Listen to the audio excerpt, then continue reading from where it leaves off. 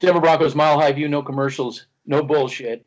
So we got a game between two wait till next year teams, and well, first thing I want to say is what were we saying a long time ago about going vertical all the time and not putting a game plan together that works, as you were saying, to Drew Lock's strengths, and where he's not throwing 40 times and we're trying to go downtown all the time. How come it took maybe the Miami game is when they really learn that, but do you think maybe they're starting to figure out that they didn't have that right? I think that they're starting to figure that out to a point where you saw it in this game where they were doing the short passes, the screen game to running backs, and they actually did it right. And they got their tight ends involved. This was a game where this was Drew Lock's best game of his career. Going back to last year, I think this was a game where the best play I think I saw him make in this game, where it was a rollout to Troy Fumagalli. He opened up his hips. He didn't hop up and throw it. He rolled out. This was the best play by him. Rolled out, and you could clearly see that he is understanding where he needs to fix the areas that his weaknesses are at. And the weaknesses are his footwork. This game was on point with his footwork. And look what happens when you give him time in the pocket. He can actually throw a ball. Oh, you mean when you don't get a bunch of free runners like in that one where he gets clobbered? Yes, absolutely. Yeah, I'm gonna break some film down because they actually left Gordon back there to pick up some of the free runners. I mean, why does it take you till week 14 to figure out this simple 101 kind of concept? I just don't understand that. We've been pointing that out for so long. And in my opinion, I think Drew Lock in this offseason still needs to work on footwork, understanding footwork. Absolutely. I know that fans don't want to hear this, but I was a bit disappointed in Bridgewater in the first half, hanging on to the ball too long for my liking. But, I mean, that was classic, holding on to the ball too long. But one thing Bridgewater doesn't have, it doesn't seem to me, he does seem to have the concept of footwork down. Now, watching his footwork. And one other thing, Tom Brady today threw for like a buck. It wasn't very much. It was a $1.95, I think, something like that.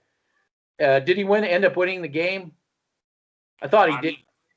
I'm not 100% sure. I thought he did. And I'm just saying that Drew Lock doesn't have – the reason I'm bringing up other quarterbacks, Drew Lock doesn't have to be Patrick Mahomes. And even Patrick Mahomes, they're trying to run more. So I think for me, was this Drew Lock's best game, or also was this Shermer's much needed game plan that we've been pounding the table that he plays ever since this season started getting underway? To piggyback off that point, I think it's a conglomerate of Mike Munchak and Pat Shurmur. I don't think this is the full Pat Shurmur game plan. Yeah, I think that Mike Munchak in the running game specifically, I think he's having more of a say than people are realizing. The reason I say that is you saw the two tight ends set again today. And another interesting note to bring up here, I like how they're using Deshaun Hamilton as a blocking receiver. I really like how they're utilizing him in that game plan, in that form of aspects, running the ball smart. Like, that's how you run the ball smart. You don't run it up the middle 10 times, and, it's not going to – me and you talk about running the football in a smart way. We've been saying this for a long time. Exactly. Then we got the Miami game. And I said, well, geez, they finally listened to you, Colby. They finally listened. Maybe pull somebody. We've been talking about that all along. That's sports talk, right? They don't talk about shit. No, but you think maybe they'll start getting a clue on play design. This was a big-time game for Melvin Gordon, who finally did what you said to do, was be patient with your blocking. And gosh darn, magic happens, And we've been pounding. And why isn't it taking Melvin Gordon this long to figure it out? Can I also piggyback off that point real quick with the whole Philip Lindsay thing?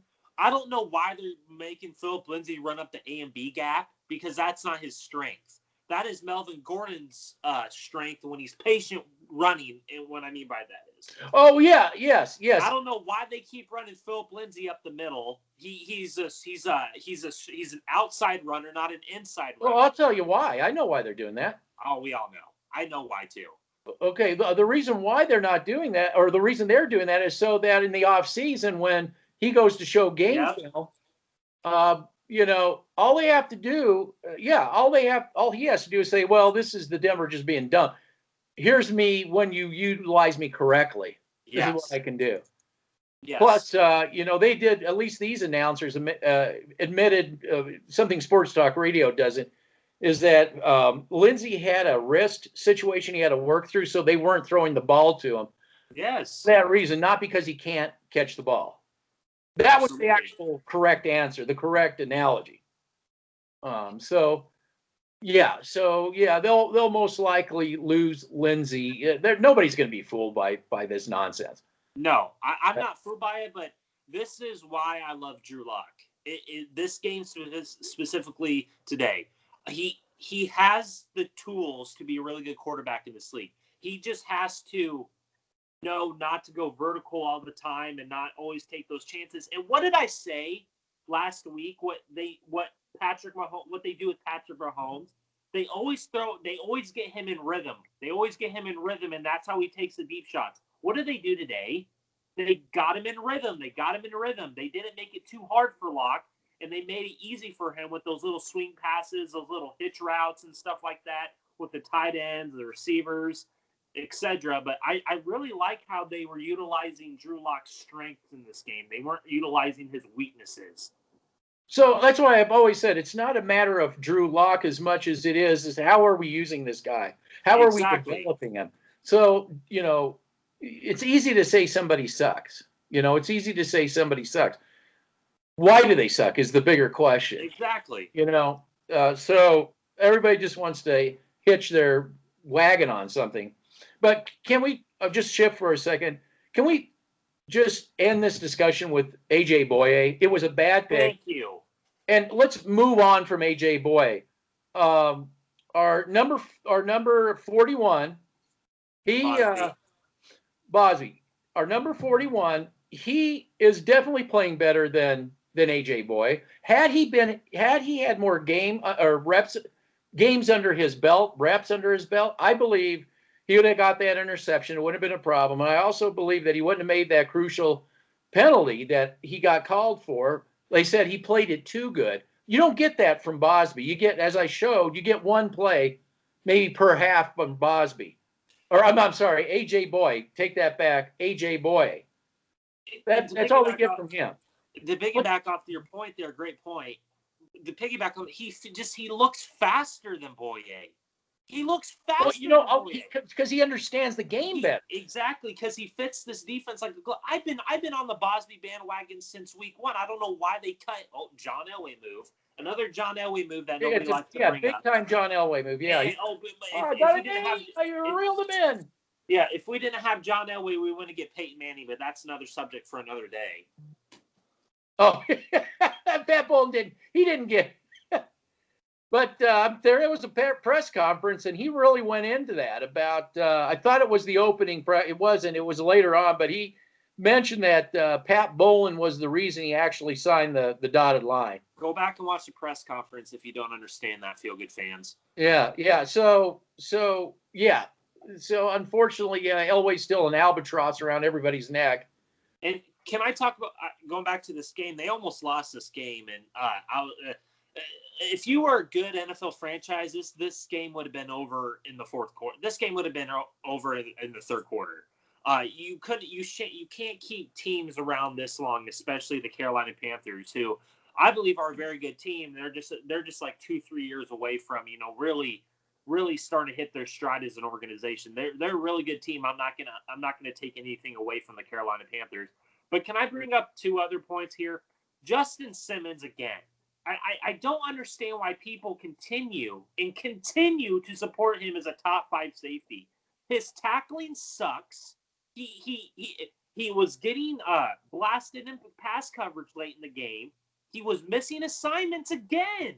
How many times do I have to tell Fieldgate fans that Justin Simmons is not a top 5 safety in this game? He is not a top 5 safety. I would not give him $12 million a year. That I would not give a safety that much money unless you're a special safety. They have a safety over in Carolina named Jeremy Chin, Steve Atwater's nephew or something like that. He's a better player than Justin Simmons is, in my opinion. Yes. Green Jackson, again, the angles that he takes are just awful. That last Carolina drive, well, that last Carolina drive, it seemed to me they were really targeting the linebacking area. Josie Getting Jewell the ball again. in the slant. Yeah, Josie Jewell. So, yeah, we just don't have the linebacking to take that area away from teams. They consistently run those slants in that area. And I also would have to bring up the pass rush again, especially the interior. They weren't getting pass rush in those drives. That's why Bridgewater was completing 10 straight. Yes, that was brought up too. Is that no pass rush whatsoever? We have to get somebody that can really push up the middle. Yes, they have nobody for that. They don't. And Draymond Jones is another player that everybody likes to throw out there as a great passer. He's non-existent. He continues to get pushed back. And I'm not a big Draymond. He could be a good rotational player, but you have to upgrade at that position in the offseason. You cannot go into next year as Draymond Jones is your starter and Shelby Harris is your starter. Yeah. Shelby Harris is not a consistent player on a week-to-week basis to be a consistent pass rusher in today's NFL. It's just not the case. No, they need somebody who can really pass rush. They're missing that. Yeah. That right up the middle, that push that we talked about, right up the middle. And that's why in the second half, that's why they are having so much success. And on that touchdown running play, Josie Jewell takes the worst angle as a linebacker as he should. The running back is going this way, and Josie Jewell's going that way, just getting absolutely blocked, and he can't get off his blocker. And I don't understand why people are so high on Josie Jewell. He is not a good. Yeah. I don't get that. He engages when he shouldn't engage. Exactly. That's a really bad problem with this team. Is you don't want to, as a defender, engage. You're not the offense. No. You want to avoid engagement, except the guy that's got the ball. That's the only thing. You don't want to get wrapped up in engagement, and then they'll just run right by you. To segue back to the offense real quick, KJ Hamler has really been impressing me these last few weeks. Go ahead. KJ Hamler, he is probably the second best receiver on this team right now, behind Tim Patrick, in my opinion. I think that KJ Hamler is a special receiver. I think that he doesn't make it about himself. He's not Jerry Jeudy. He got his 2 catches. Congratulations, Jerry Jeudy. You dropped another pass from Lock too, by the way, early in the game. Nobody will bring that up. But KJ Hamler, he can kind of be like your Tyreek Hill, not to the same extent as Tyreek Hill, but he could be your gadget Tyreek Hill type. And I love the chemistry between him and Lock. I love that chemistry. Oh, I think he could be a lot like Tyreek Hill. Exactly. He has all the. I was just watching that too. That what we saw, his 2 touchdowns were very Tyreek Hill-esque. But this is what people got to remember. You got this guy, okay, that's fine. I would like to see more blocking from less selfishness, Judy. Yes, I would like to see more blocking from Judy. I would like to see more blocking from Pat. I would like to see our running game evolve using tight ends. Yes. Then I would like to see tight end passing game evolve. I would like to see then the Patrick and Judy's type of wide receiving, that game plan evolve. And then you got the Hamler throw in. I wouldn't just hang a hat on one thing. If it's my team, I want to start developing all facets of an offense. I want the running game. Did we say run smarter, not Yes. harder? Okay. Yes. That's a facet that needs to be, explored. Tight end utilization, including both running and passing game. I'd like that expanded and explored. Okay. We'll use the slot receiver and the slot receiver. Okay. At that time, make defenses scratch their head as to what you're actually going to do and exploit what they think you're going to do. You know what I'm saying? When they're going, oh, we're there, we're going to defend you this way. Well, we've got 5 plays to run against that, which is counterintuitive to that. You know what I'm saying? So I would like to see more progression. I just don't know if Shermer is that smart of a guy to do that.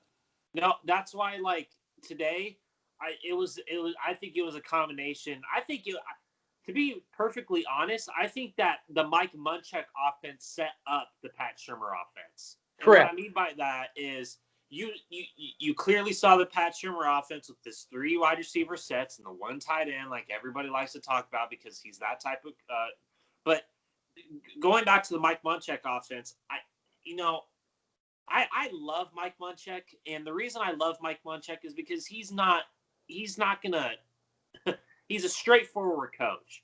He doesn't try to beat you with 3 wide receiver sets. He's a football 101 guy. He's a football 101 guy, and I think we also have to bring up this other coach too that nobody gives credit for. He's one of the best offensive linemen in Broncos history, and he works under Mike Munchak, and his name is Chris Cooper. I think the job that Chris Cooper has done with Mike Munchak has been an excellent form of coaching from an offensive line standpoint. And what I mean by that is, look what they've done with Garrett Bowles. Oh, he was out, had an illness. What a shocker. Graham Glasgow. Again, Ron O'Leary 2.0, sitting with Hot Tub Time Machine. Yeah. Well, I want to say something about Bowles being out. Did we miss him? No. I No. I didn't see a huge difference. Tampa, but I mean, still. I thought Calvin Anderson held his own today, to be perfectly honest with you. So, but I still believe depth is needed on this offense. Oh, absolutely, yes. So for me, now this is where we go. Okay. Where are we going where are the Broncos going as an organization? Are we going to watch growth as far as, to me, it's not even about Lock, to be honest with you. That's just gets like a snowball caught up into everything else. But are we going to see if this team, the organization can grow? Can the organization start play designing smarter? Can we see in the off season, can we see the right player personnel brought in? Or are we going to see us go right back to the same old ways that how this whole season started out? They figured out the Munchak thing. Yes. Took them long enough to do it. I mean, we pounded the table. It took them long enough to do it. But, are we going to see growth, and are we going to see smart growth coming from the Denver Broncos? I think you're going to have a mixture of both, unfortunately. I think that the reason why I say, I'm going to start with the bad. I think that if you were a team that was on the ascend, you would have put this game away in the third quarter. This is classic Broncos here. They like to, not put the game away and, play, fiddle with every team that they play and think that, they can outsmart everybody. And that's just not the case. But on the other hand, I think that I'm going to talk about Drew Lock here. And I know that a lot of people are not on Drew Lock's bandwagon. I've been on the Drew Lock bandwagon since day one. Am I critical of Drew Lock? Absolutely, because I know that he can be better. But these last 2 games specifically, I think you can take a lot away from Drew Lock. I really do, because I think that he is starting to understand that he can't go deep all the time. Now, is he going to continue to go deep? Absolutely, because he's that gunslinger type quarterback. But I think the last 2 games, I think that before the last pick last week, I think you saw growth with him.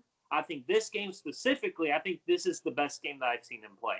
Now, correlating that to the organization, do I trust the Broncos to do it right? No, because they have John Elway as the GM. I think that they're going to still go get a quarterback this offseason because that's with all the reports.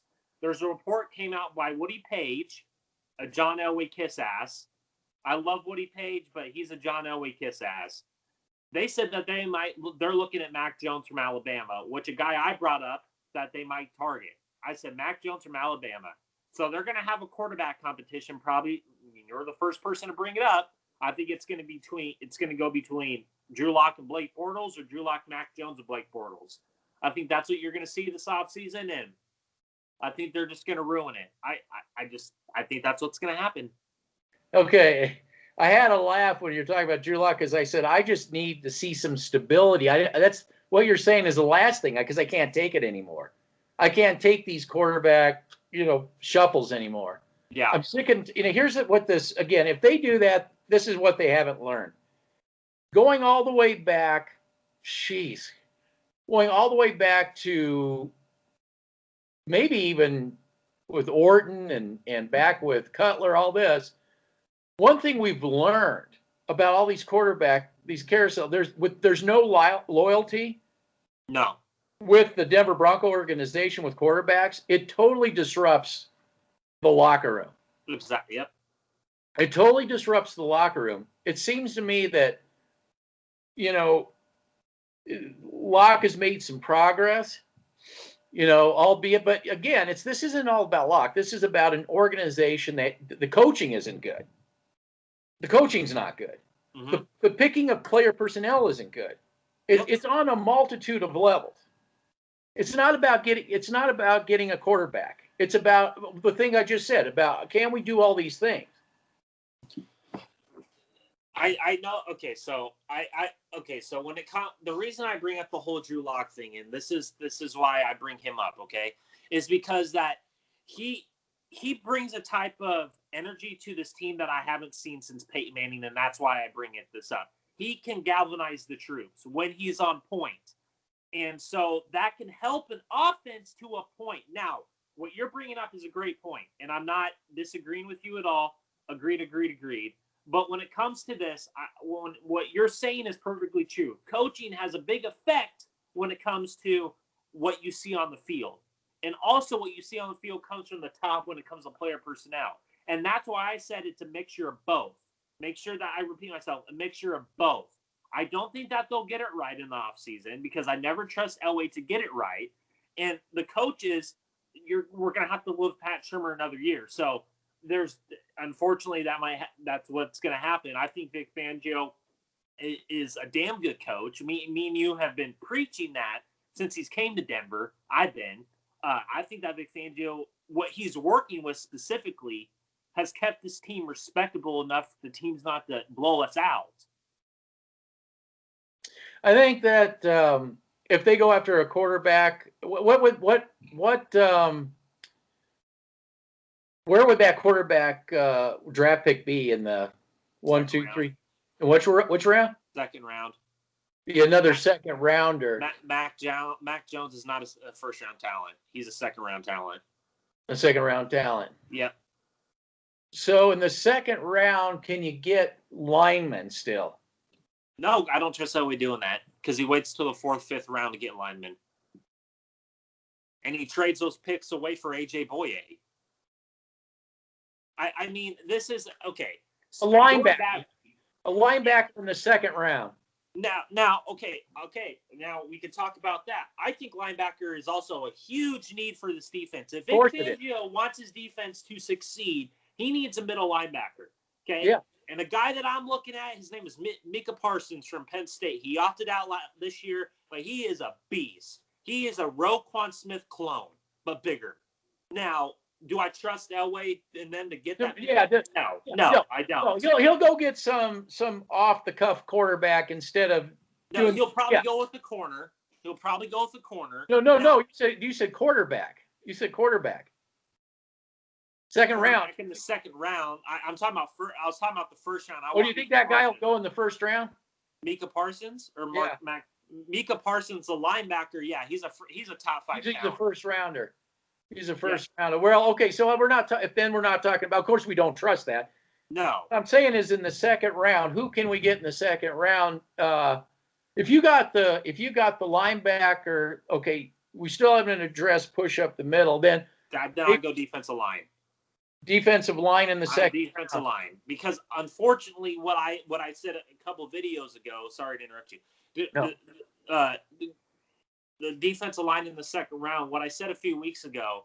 You specifically asked me a question about, do you think the Broncos will get an offensive lineman in the offseason? I said no. I think they're going to continue with Bowles, Glasgow, Cush, Reisner, and Hot Tub Time Machine. I think those are going to be your 5 going into next year. And I don't trust Elway making the right moves. I don't think that he'll draft one in the 6th or 7th round that is always injury prone. And just the reality of the situation is you're going to have those guys. So if I'm Vic Fangio, and the only chance that I have here is, okay, I don't have the player personnel on the defensive side of the football. I need to go get a linebacker and defensive lineman in the draft. You can get a corner in free agency that has the speed to match up with Tyreek Hill. Now, I think we already have that on the roster with Bryce Callahan when healthy. That's the question with him. He's never healthy. He's never had a full season in the NFL. That's something that you have to address in the offseason. That's what you could do as a free agent. Bring in a veteran free agent who knows how to play football, who, isn't going to do his PED crap, who isn't going to have off-field issues, like a Ronald Darby. Who's that again? Ronald Darby. Ronald Darby. Yeah, yes, that was my pick for this year. Yeah, and I think. Yeah, I asked for Ronald Darby. Yes. Yes. Is he on a 1-year contract again? Yeah, 1-year contract. He's on a 1-year contract. Okay, now he was injured. How's that shaping up? That was earlier in the season. I don't know specifically. It was a name that I remember you posting, and yeah, Ronald Darby. I was looking at too. Yes, I think that when we go into this offseason, I think that it's going to come to the point where I think Vic Fangio and John Elway are going to clash. I think that's what's going to happen. I think that Vic Fangio realizes this defense needs more talent, but John Elway and his stubbornness and his ego will go to the offensive side of the football because he needs to get more tight ends. He needs to get more receivers. He needs to get another running back because we're going to lose Philip Lindsay. Don't forget about probably drafting another running back too. Well, if they go after a quarterback, that'll be a huge mistake. That'll be a huge mistake, especially in the second round. That'll be, or either first or second. It's going to be a huge mistake. They got to get depth in the infrastructure. Do you really think that they're not going to get? Do you really think that they're not going to get a quarterback in this offseason? I think they will. I don't know. I don't know. I don't know because Elway's such a wild card. Yep. It may be a running back in the second. Because we're going to lose Lindsay. Most likely. We might get another receiver too for more depth. No, I don't know about that, but I don't think he's that bad. I know I'm giving maybe Elway too much credit. I don't think he's that bad. But corner. Well, people like to give Elway credit for winning Super Bowl 50 and getting Peyton Manning in here. Okay. And so that's giving him way too much credit in my opinion. Yeah. That's all I have to say to that. Yeah, well, I know they don't want to hear about Pat Bowlen. They just don't. Just the disrespect that they give the unicorn. Disrespect. Totally. They just don't get it. I mean, they just don't really get it. Because, like, for me, I've been a Bronco fan before Pat Bowlen, so I get it. A lot of these people. You lived the majority through Pat Bowlen's run as the Broncos owner. Before Pat Bowlen. Yes, exactly. But when Pat Bowlen came in, you got to witness that entire run. Unfortunately, I didn't get to witness that, but I got to witness the greatness that he still had left as an owner. And yes. And the people that want to give Elway all the credit for bringing in Peyton Manning and all this feel good crap. I mean, go back and watch the press conference. I mean, are you so ignorant to the fact that you are fantasize? You have like a John Elway poster in your room and you just don't want to disrespect the man or something? I don't get it. Pat Bowlen is the reason that Peyton Manning came to Denver. If it wasn't for Pat Bowlen, he would have went to the 49ers or Tennessee. Guaranteed. Guaranteed. It's Saving Mr. Banks. I don't remember. There's a Disney film called Saving Mr. Banks, and that's kind of the syndrome that these fans have. I call it the Saving Mr.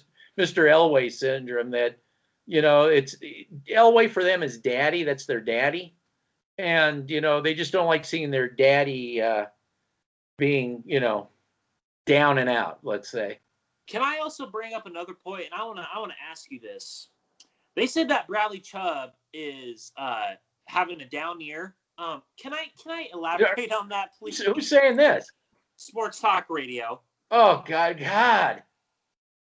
How the hell is Bradley Chubb having a down year with a torn ACL from last year, and he's getting triple teamed? You clearly saw it in this game. He's getting tripled and double teamed, and he's having a down year.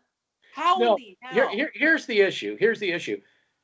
Sports Talk Radio is obsessing over quarterbacks in the second round. Okay, they're not taking a look at what we're talking about, rebuilding this or just really revamping this defensive line. It's 1 + 1 = 2 still. Yeah. So if your mind is caught up, in quarterbacks in the second round, you can't make calls or judgment. You can't discern, okay, what really needs to be done, and you can't definitely not discern what is hampering a player. Okay, let's say we bring in any number of type of Darnold type players in the middle. Do you think maybe Chubb or Von Miller's production would go up? Yes. Just a guess. A guess. Yes. So maybe that's, instead of looking at quarterback in the second round, I can't see anything else. Oh, Matthew Stafford, Sam Darnold. Yeah. Maybe hey, you know what? Maybe in the offseason they can go after Stafford. They can go after Stafford. Maybe. Did you hear that? Let's talk about that for a while. God. Just a huge waste of time. And the reason why you bring up the great point about that, and the reason why if we bring in Darnold, just hypothetically speaking, why do you think their numbers will go up? Because to get the best way to get to a quarterback is up the middle. It's not to the side that everybody likes to talk about. It's middle pass rush. That's how you get to a quarterback. That's how you disrupt a quarterback. That's why Broncos had so much success back in their heyday against Tom Brady, because they got pass rush up the freaking middle. Yeah. It's not rocket science. No. They can't talk about that. Let's not talk about pass rush. Let's not talk about Malik Jackson and Derek Wolfe, the unsung heroes of that 2015 defense. Yes, playing off of each other, and that really is what helped Von Miller out. And logically. Yeah. And DeMarcus Ware. I mean, yes, these are all interconnected pieces here. Exactly. Now I think a good point that we have to talk about. You've been asking me what's going to happen. What do you think is going to happen? Do you think it's going to be the same old Broncos, or do you think it's going to be a mixture of both? I think you're right. I think it's going to be a mixture of both. And again, it's like this. I figured the Denver Broncos, healthy, everything working right, was an 8-8 team. I put them at 8-8. I thought if they got a couple of games that luck went their way, things, the ball bounced their way, maybe key injuries to other teams, whatever, they could even be a 10-6 team. But to me, this is it. If we were 10-6, the feel-gooders would be all dancing in the streets. That, to me, that's not good enough. I don't want to be 10-6. Yeah, it's like I want to be in the area where the Steelers are, where Kansas City is, where every year you have a really good chance to be in the Super Bowl and winning it. 10-6 doesn't cut it for me. So that's the difference between me and the feel-gooders, okay? 10-6 does not cut it.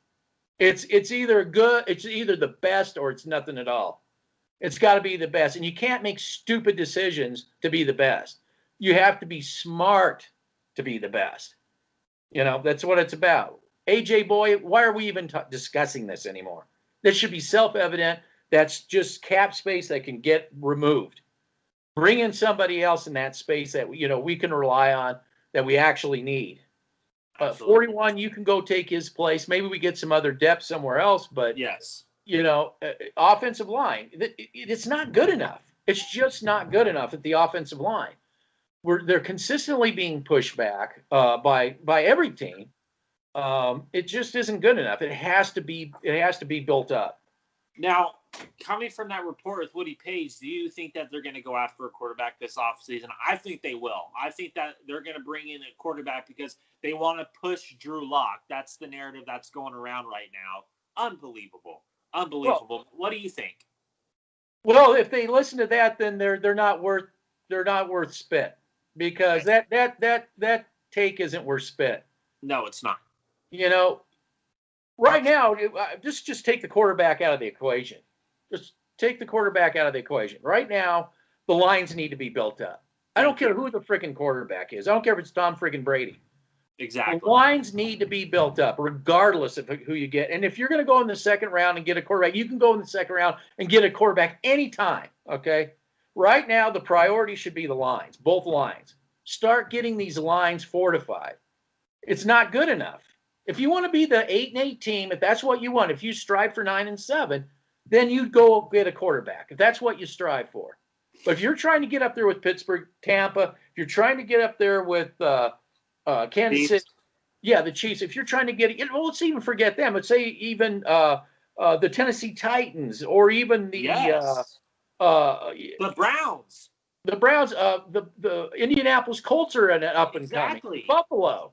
Yes. Buffalo. If you even want to get into that ballpark, you got to start building these lines up. Going after a quarterback in the second round isn't worth spit. It's a waste of a draft pick. Yeah. Okay. So when we talk about the offense and defensive lines, what we're talking about, me and you, because we do not put bullshit on your front door. I mean, just look at the product on the field, ladies and gentlemen. The defensive line cannot get pass rush. Unless it's a Miami offensive line, unless it's a bottom feeder team, and then our offensive line, we had to waste all of our time and effort on one player that we didn't miss at all today, and Garrett Bowles, who everybody says he's the best left tackle in football. I don't know where that's coming from, but the reality of the situation is he's not the best left tackle in football. He's serviceable. He's now serviceable. Yeah. He's now serviceable. So, ladies and gentlemen, you're going to go into next year and you're going to rely on Juwan James and Glenn Glasgow to play a full 16-game season? What the hell? You really think that the two hot tub time machines on your offensive line are going to stay healthy? They'd rather collect paychecks illegally than actually play for paychecks. I would like to see upgrade. I'd like to see us try to get upgrades on every single position on the offensive line. I really would. I mean, there's just depth. Yeah. You don't have depth. There is no depth there. Elijah Wilkinson, again, just giving up free freaking runners. I mean, come on. Yeah. Why is he still playing tackle? He is not a tackle. Yeah, Munchak should be better. But what can Munchak do? Because he doesn't have there's no depth. DeMar Dotson was healthy today. Oh, was he? He was healthy. They benched him. Really? That's where I'm concerned. We're not making smart decisions. I see. Who do you think that's coming from? That's coming from Elway. I guess, or it must be. This is my guy. I don't believe that. To be honest with you, I don't think Elijah Wilkinson is a Mike Munchak guy. I don't. I think that he wanted DeMar Dotson. Why do you think DeMar Dotson came to Denver? I think that was a Mike Munchak move more than a Elway move. Yeah. Because Elway was pushing it. This is exactly why I think it's an Elway move. Because he's pushing Elijah Wilkinson down our throats. He did it last year. And he did it at the beginning of this year. And he got Drew Lock hurt. Yeah. We got it. Yeah. Yes. It's a clown show. 2022. 2022. It's a clown show. And then you have, I have to bring up the safeties again because they're absolutely trash. I don't like our safeties. I'm not gonna I'm not a Bronco fan where I hate every position, But when I see poor tackling, like the tackling, it just sucks from the safeties. They don't arm tackle. They just hit with their shoulder and expect them to fall down. Yeah, I saw that too. Both Yeah, from Kareem Jackson and everybody's top 5 safety, Justin Simmons, who was missing assignments again. I'll have to take a look in this last drive and specifically point out Simmons. Okay. It was one of the last plays, and they threw it to Mike Davis, the running back. And you see Justin Simmons coming. He has a clean shot at him, but he uses his shoulder to tackle. He doesn't wrap up around the legs, which that's how you're supposed to tackle in the National Football League. I mean, this is football 101. I don't get it either. I don't get it either. When you played, you were probably taught to go for the legs. We always it's takedown. It's called takedown. Well, see, I was in an era where when all this hitting, especially with the helmet, it was strange because it's like you're going to get yourself hurt doing that, and you got to do a takedown. You got to train. You got to. That's why I'm always I'm a believer from a defensive standpoint that players would gain a lot, and I'm talking like high school football players, starting at that level, to play sandlot rugby football because you are forced to do takedowns. When you're on offense, you go to defense, then you go to offense, then you go to defense like this. It gives you those techniques, those takedown techniques. You got to do it. You got to take people down. Even if they're coming right at you full speed, you got to take them down. That's the whole idea. There's this shoulder, the helmet. It's a way to play the game. It's strange to me. And the last point I'll bring up this will be my last point. I think that you brought up a great point earlier, and then I forgot to emphasize on it. In the second half, what were they attacking most as the Panthers offense? They were attacking the middle of the field because the middle of the field. Yeah, what I've always said is the Broncos' weakness. Middle of the field. They did it again. They realized I would attack. Yeah. Yeah, and our linebackers, everybody says they're top 10 unit. Don't get me started with that because why are they continuing to attack the middle of the field? Attack the middle of the field. Did you also notice they did those end arounds in the beginning? Yep. I put that out there. I said, look at this. This is bad. And then guess what? They must have saw my game film breakdown. Oh, they didn't need to because they saw their own. They said, okay, we're going to exploit that too. Yes. I break down film just differently than other people because I see things, Well, you see things in a different light than other people. Other people, the quarterback, the footwork. No, we look at. Well, I look at the footwork. I don't even think they look at the footwork half the time. Well, I talk about all facets of the team. We don't just look at one little tiny, Drew Lock. Forget everything else. Yeah. We focus on the most important positions on a football team, and that's the offense and defensive line. Sorry, the fundamental. I'm sorry the foundation. I'm sorry to break your heart, feel good fans, but it's not all about the quarterback. It's about the offense and defensive line. I'm sorry, but John Elway, look at his track record, hasn't done a great job bringing in good talent on both sides of the football. No, that's where Pat Bowlen came in because he was insistent to have Wade Phillips, and Wade Phillips, he brought in that defense. He brought that defensive lineup, and of course, that's where the clash happened. I don't want Wade Phillips telling me who to get, who not to get.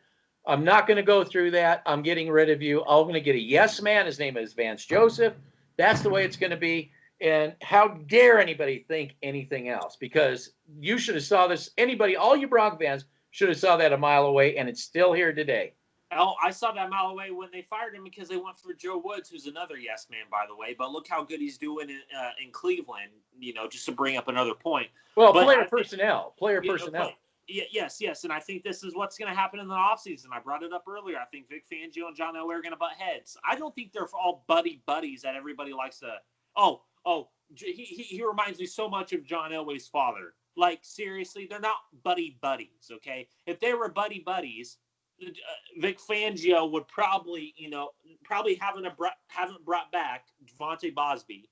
He probably wouldn't have brought back Will Parks, by the way, who had a good game today. But I'm just saying, like, situations like that. Well, to me, I think that Vic Fangio is going through the same thing that Gary Kubiak was going through with Elway. I really think that there's a correlation there. You know, it's just like you're tying my hands. That's why Kubiak had to get away from this thing because, you know, I don't want to go this way. You know, it's just Elway just always coming in, you know, no, we got to go vertical. I don't like these dumb small passes, go vertical.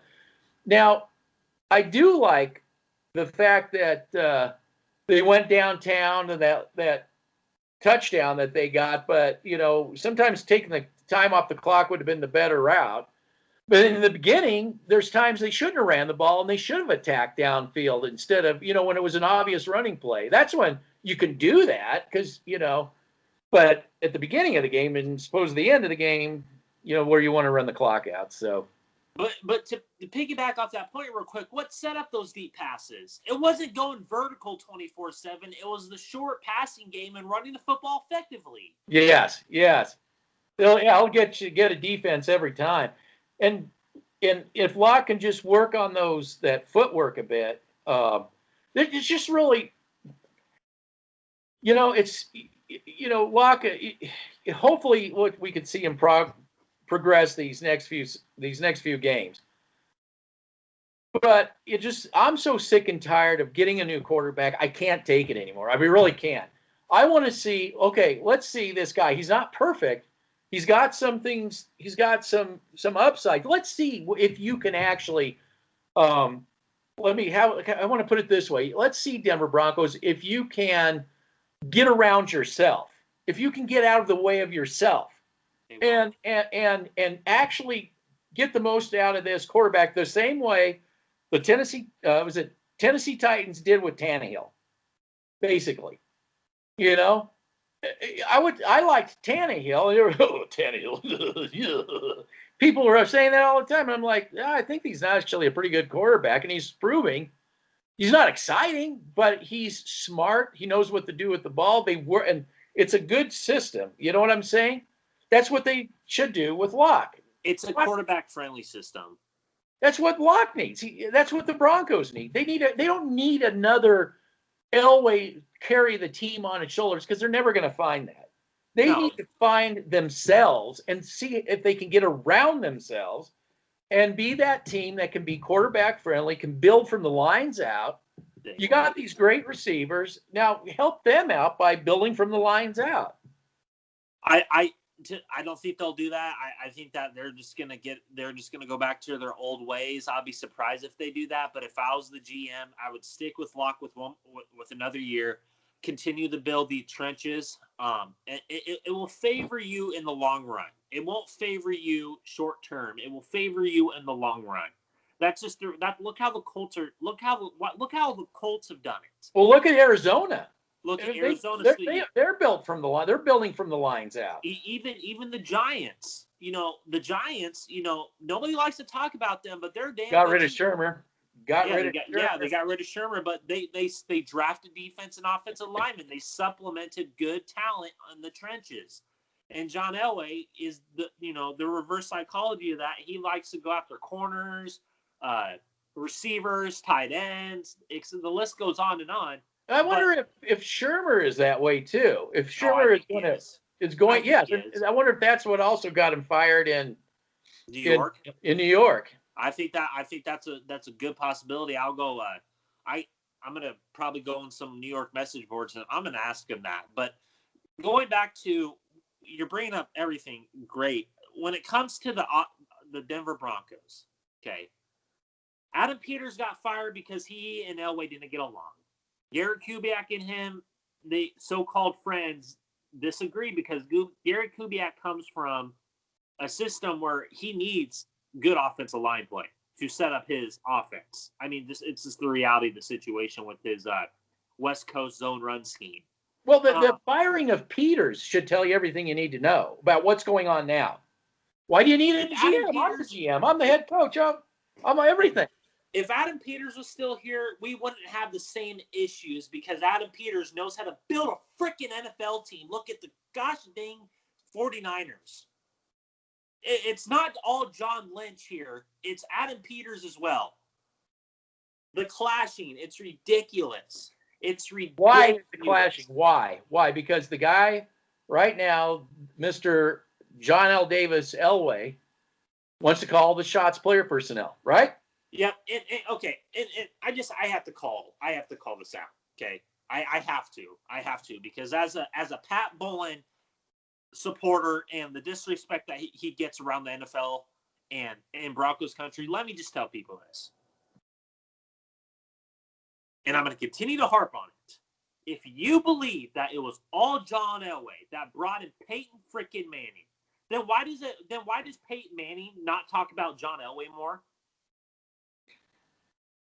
If it was all John frickin' Elway, why does Peyton frickin' Manning not talk about John Elway more? And why the hell, when Pat Bowlen was still, when Pat Bowlen still had, was still thinking, why do you think that Peyton Manning, when he was in the Broncos organization, spoke so highly of Pat frickin' Bowlen? All the time. All the frickin' time. All the time, yeah. This is, for you to think that it was all Peyton Manning or all John Elway that got Peyton Manning, you must have a John Elway poster on your wall, and you must be praising him for all the things. The Super Bowl 50, to say that John Elway did that was all Wade Phillips and Peyton Manning. Peyton Manning, yep.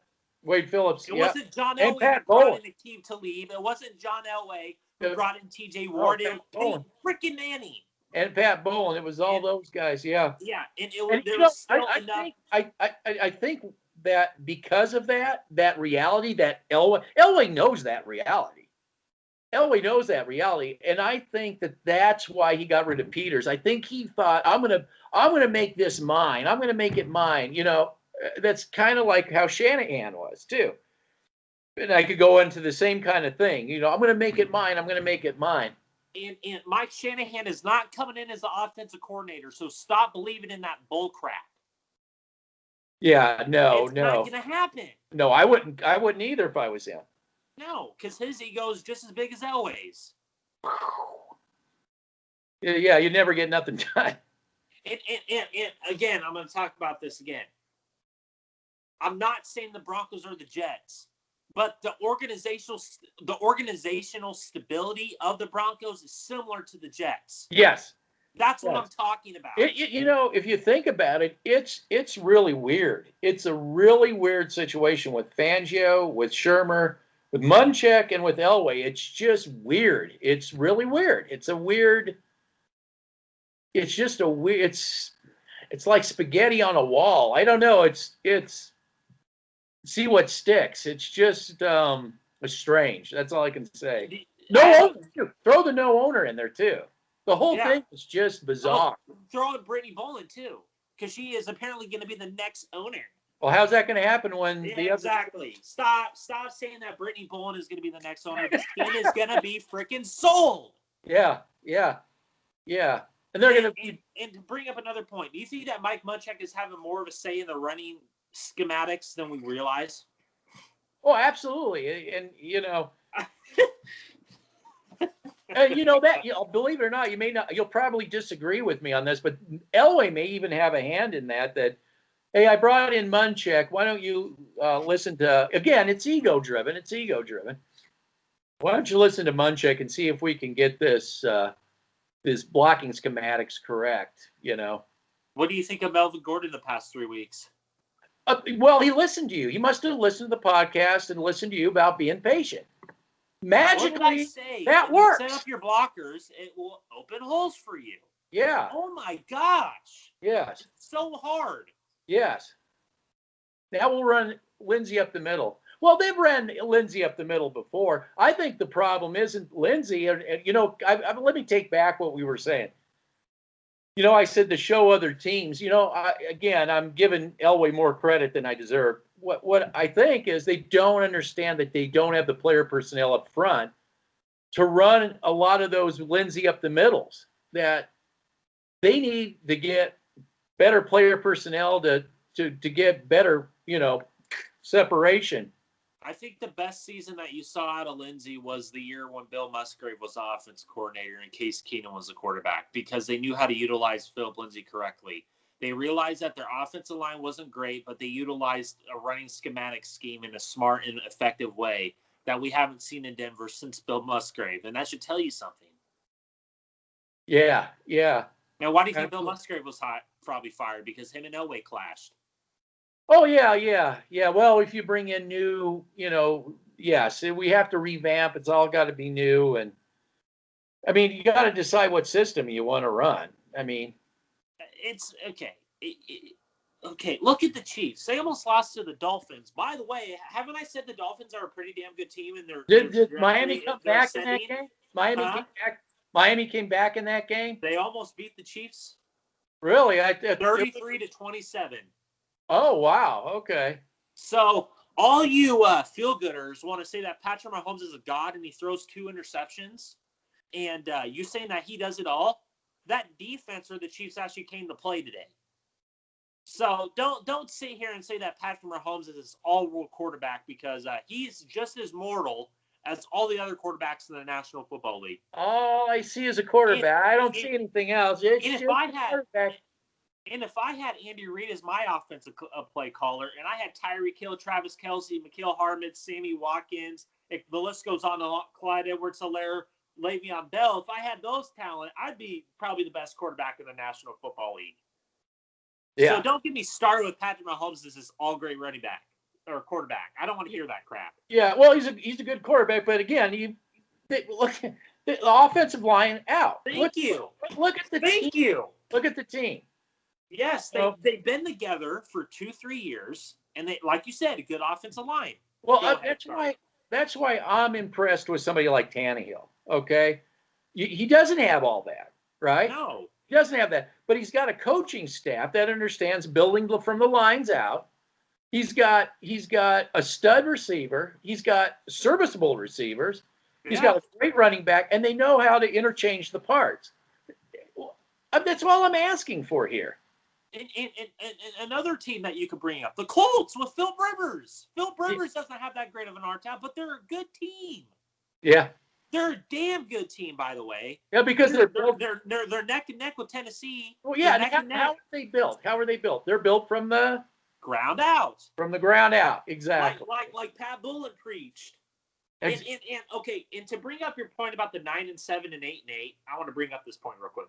The reason, feel good fans. The reason why he's saying that is because he grew up under the Pat Bullen regime. And Pat Bullen didn't accept anything other than 16-0 or being the best team in the National Football League. And that's where I come from, and that's where he comes from. So you guys want to be 9-7, 8-8, 10-6, barely squeaking the playoffs. Oh my gosh, We're gonna face the Chiefs. Oh no! Like seriously, stop with the whole 9-7, 8-8, 10-6. I want to be the best team in the NFL. I want to be the standard of how to build a great team in the National Football League. And we're going to be back to that someday once John Elway is out the door. Yes. Be great to see. Well, it sounds like I got to go. Yeah, I'll let you go. All right, bye. See you later.